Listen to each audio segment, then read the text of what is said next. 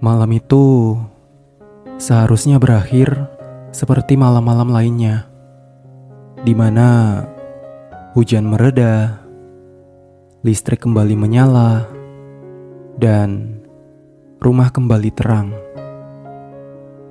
Lilin-lilin dipadamkan satu persatu. Kak Dina pun terbangun sebentar. Lalu ia masuk ke kamar dengan langkah yang lelah. Ibu dan ayah menutup pintu kamar mereka. Semua kembali ke peran masing-masing, seolah percakapan di ruang tamu tidak pernah terjadi. Aku masuk ke kamarku dan menutup pintu perlahan. Namun kalimat yang tadinya terucap tidak ikut tertutup. Abang lelah berpura-pura. Ya, kalimat itu terus berputar di kepalaku, mengendap di dada, dan bahkan menolak untuk pergi. Aku berbaring, memejamkan mata, mencoba untuk menghitung nafas. Tapi setiap kali aku mencoba tidur, wajah Bang Devan muncul dan tatapannya di bawah cahaya lilin tadi terlihat kembali. Dari nada suaranya yang lirih dan bahkan kejujurannya yang terasa terlalu dekat. Aku tidak tidur malam itu. Waktu menunjukkan pukul 1 pagi, di mana orang-orang semua sudah tidur. Tapi aku belum bisa tidur juga. Namun, tiba-tiba seperti ada yang memanggil namaku. Tapi, dengan suara yang berbisik dari depan pintu kamarku. Awalnya, aku ngira itu hantu. Tapi pas aku buka, ternyata itu Bang Devan. Bang Devan, ada apa bang? Ucapku. Gak ada apa-apa. Boleh abang masuk ke dalam, Ar? Jawab Bang Devan. Boleh bang, masuk aja. Aku sedikit bingung kala itu. Kenapa ya? Bang Devan malah ke kamarku di jam 1 pagi. Sebenarnya ada sesuatu yang harus abang kasih tahu ke kamu, Ar. Ucap Bang Devan. Aku pun kembali menjawab, apa emangnya bang? Sebenarnya abang pengen numpang tidur di sini, ucap Bang Devan. Aku pun kaget dan berkata, hah? Numpang tidur di kamarku? Terus Kak Dina gimana tuh bang? Sendirian dong, ucapku. Bang Devan kembali menjawab, udah Ar, Kak Dina udah tidur nyenyak dia. Nanti sekitar jam 3:30 pagi abang bangun, pindah ke kamar bareng Kak Dina lagi. Aku pun memberanikan diri untuk bertanya pada Bang Devan, emangnya ada apa bang? Abang berantem sama Kak Dina? Bang Devan pun langsung menjawab, gak berantem Ar. Entah kenapa, jujur ya, semenjak kamu pulang, ngerasa lebih tenang aja sama kamu. Boleh kan abang numpang istirahat di kamarmu malam ini? Ya, karena gak ada pilihan lain, aku pun mengizinkannya untuk istirahat di kamarku. Ya udah bang, boleh. Tapi ini tempat tidurnya sempit bang, gak cukup untuk 2 orang. Udah gak apa-apa, abang tidur di bawah aja, jawab Bang Devan. Oh, ya udah bang, silahkan. Bang Devan pun langsung menuju ke bawah tempat tidurku, dan aku pun langsung tidur di kasurku. Sekitar pukul 2:30 pagi, aku tiba-tiba terbangun dan melihat Bang Devan di bawah sedang tertidur nyenyak sekali. Tapi aku sedikit kasihan melihatnya tidur di bawah. Ya, mungkin di bawah banyak nyamuk. Takut dia digigit nyamuk juga kan. Jadi aku inisiatif untuk mengambilkannya selimut yang ada di lemari kamarku. Aku pun langsung menyelimutinya. Tiba-tiba Bang Devan terbangun. Arya, kenapa Ar? Sambil menguap. Enggak bang, ini aku cuma mau ngasih selimut aja. Banyak nyamuk di bawah bang, ucapku. Oh, makasih Ar. Abang mau lanjut tidur dulu. Ngantuk banget soalnya, jawab Bang Devan. Dia pun langsung kembali tidur pulas. Aku memperhatikan wajah Bang Devan, bahkan sampai berucap dalam hati, kenapa ya hidup abang ini terasa terlalu berat. Dan selanjutnya aku pun langsung melanjutkan tidurku. Waktu pun menunjukkan pukul 3:30 pagi dan alarm HP Bang Devan berbunyi di kamarku. Tapi Bang Devan gak bangun juga. Jadi aku akhirnya membangunkannya. Bang, bangun bang. Udah jam 4 pagi nih, ucapku. Bang Devan pun terbangun dan berkata, oh, udah jam 4 pagi ya? Dia pun menguap sambil mengangkat kedua tangannya ke atas. Aku pun terdiam sejenak melihatnya. Bang Devan pun pamit keluar menuju kamarnya bersama Kak Dina. Makasih ya Ar, udah ngizinin abang istirahat di sini. Abang balik dulu ke kamar. Oke bang, sama-sama, ucapku. Pagi hari datang dengan suara sendok dan piring di dapur. Aroma nasi goreng menyelinap ke kamarku. Aku bangun dengan kepala berat dan mata yang masih perih karena kurang tidur tadi malam. Ketika aku melangkah ke ruang makan, semuanya tampak normal, seperti tidak ada kejadian aneh tadi malam. Ibu tersenyum kembali menyendokkan nasi, ayah membuka koran, Kak Dina berdiri di depan cermin kecil, merapikan rambutnya, dan Bang Devan duduk di ujung meja. Kemejanya rapi, wajahnya pun cukup tenang. Tenang seperti tidak pernah mengatakan apapun semalam. Bahkan seperti gak ada kejadian. Aku duduk di kursiku. Tanganku gemetar saat memegang sendok. Bang Devan tidak menatapku terlalu lama. Ia terlihat menjaga jarak, terlalu rapi, terlalu hati-hati, dan justru itu yang membuatku sadar, seperti ada sesuatu yang berubah.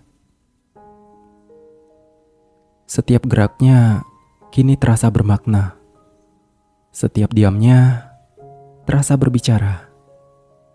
Hari itu berlalu lambat. Aku mencoba menyibukkan diri mengirim lamaran kerja, membersihkan kamar, membaca buku yang sama berulang-ulang kali tanpa benar-benar memahami apa isinya. Tapi pikiranku terus kembali pada satu hal. Apa maksudnya berpura-pura? Beberapa hari berikutnya, Bang Devan menjaga jarak lebih jelas lagi. Ia menghabiskan waktunya di kamar kerja. Keluar hanya untuk makan atau membantu ibu. Jika kebetulan kami bertemu di lorong, ia hanya tersenyum singkat, lalu berlalu saja. Tidak ada lagi percakapan panjang. Tidak ada lagi duduk bersebelahan di teras. Seharusnya aku lega, tapi yang kurasakan justru kehilangan. Aku mencoba meyakinkan diri bahwa ini itu yang terbaik. Bahkan jarak akan mengembalikan segalanya ke tempat semula. Aku tidak berhak atas apapun selain peranku sebagai adik. Namun perasaan itu tidak pernah patuh pada logika. Suatu sore, hujan kembali turun. Kak Dina mengirim pesan bahwa ia akan pulang terlambat karena ada pekerjaan. Ibu pergi ke rumah tetangga, ayah juga masih di kantor. Rumah itu sunyi. Sunyinya pun berbeda, yaitu sunyi yang menekan. Aku duduk di ruang tengah, menatap hujan di balik jendela. Langkah kaki pun terdengar dari arah kamar kerja. Dan ya, Bang Devan keluar. Ragu-ragu, seolah mempertimbangkan sesuatu. "Kamu belum makan?" tanya dari Bang Devan. Aku menggeleng. "Kalau gitu, kita masak aja," ujar Bang Devan secara pelan-pelan. Kami berdiri berdampingan di dapur. Tidak ada yang istimewa. Memotong sayur, menyalakan kompor, menunggu air mendidih. Tapi keheningan di antara kami terasa sangat berat sekali. Seperti ada kata-kata yang tertahan di udara. "Arya," Bang Devan akhirnya membuka suara. "Tentang malam itu, Abang minta maaf ya," ujar Bang Devan. "Abang seharusnya gak bicara sejauh itu." "Kenapa Bang?" tanyaku sambil berbisik. Ia berhenti memotong bawang. Tangannya bergetar dan ia meletakkan pisau, menyandarkan tubuh ke meja dapur dan menghela napas yang cukup panjang. Seperti nafas orang yang sudah terlalu lama menahan beban. "Karena itu bukan beban yang seharusnya kamu pikul." Aku menatapnya dan berkata, "Aku gak terbebani Bang." Ia pun menoleh. Tatapan kami bertemu. Untuk sesaat, dapur itu terasa terlalu sempit, menampung semua yang ingin kami katakan. "Kamu gak ngerti. Abang sudah terlalu lama hidup dengan kebohongan." Aku pun bertanya, "Kebohongan tentang apa emang?" Meski jantungku sebenarnya sudah tahu jawabannya. Ia terdiam lama, hanya suara hujan dan detak jam dinding yang terdengar. Lalu, dengan suara yang hampir tak terdengar, "Abang menyukai laki-laki."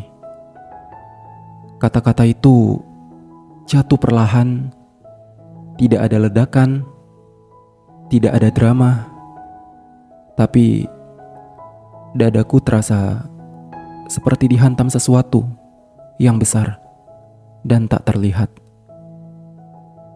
"Arya, Abang menikah dengan Kak Dina Karena abang itu sebenarnya ingin hidup normal. Abang pikir awalnya bisa untuk abang mengubah diri sendiri. Aku di situ menelan ludah, tenggorokanku kering, dan sekarang abang lelah. Jawab dari Bang Devan. Abang lelah bangun setiap hari dengan peran yang sebenarnya bukan abang. Aku ingin mengatakan sesuatu, memberi nasihat, menghibur, atau setidaknya mengalihkan topik. Tapi yang keluar justru keheningan. Abang gak berharap kamu mengerti, ucap Bang Devan pelan-pelan. Abang di sini hanya ingin jujur, setidaknya pada satu orang. Di situ aku mengangguk. Aku gak tahu harus berkata apa lagi. Yang ku tahu hanyalah satu hal. Sejak detik itu, aku gak ngelihat lagi Bang Devan sebagai sosok yang utuh dan kuat tanpa celah.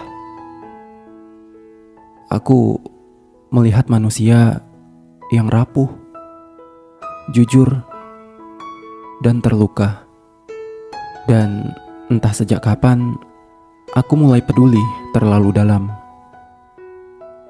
Sejak sore itu, kami berbicara lebih sering. Tidak setiap hari, tidak lama-lama, tapi setiap percakapan terasa bermakna. Kami membicarakan hal-hal kecil soal pekerjaan, buku, musik, dan hal-hal besar yang biasanya disimpan rapat. Tidak ada sentuhan, tidak ada kata-kata yang melampaui batas. Tapi kedekatan itu tumbuh sendirinya. Seperti sesuatu yang tak bisa dihentikan. Dan aku mulai menyadari ada perubahan di dalam diriku. Setiap harinya aku menunggu suaranya di pagi hari. Aku memperhatikan langkah kakinya di lorong. Aku merasa gelisah ketika ia tidak ada di rumah. Aku mencoba menyangkalnya. Ini hanya empati, ucapku pada diriku sendiri. Ini hanya rasa kasihan. Namun, perasaan gak bisa bohong. Suatu malam, aku berdiri di depan cermin kamarku. Lampu redup. Wajahku terlihat lebih dewasa dari yang kuingat. Aku menatap pantulan itu lama, lalu bertanya dengan suara yang gemetar. Sejak kapan aku mulai mencintainya? Pertanyaan itu membuatku takut. Karena jawabannya jelas. Sejak aku melihat dirinya yang paling jujur. Di situ rasa bersalah mulai tumbuh. Perlahan tapi pasti, Kak Dina adalah kakakku. Ia tidak pantas disakiti. Aku terjebak di antara empati dan pengkhianatan, antara perasaan dan moral. Dan aku tahu perasaan yang dipendam tidak akan menghilang. Ia hanya menunggu waktu untuk tumbuh lebih dalam, atau malah justru meledak, menghancurkan segalanya. Kelanjutannya menuju part 3 ya guys. Jangan lupa klik like, subscribe, dan komen di kolom komentar di bawah.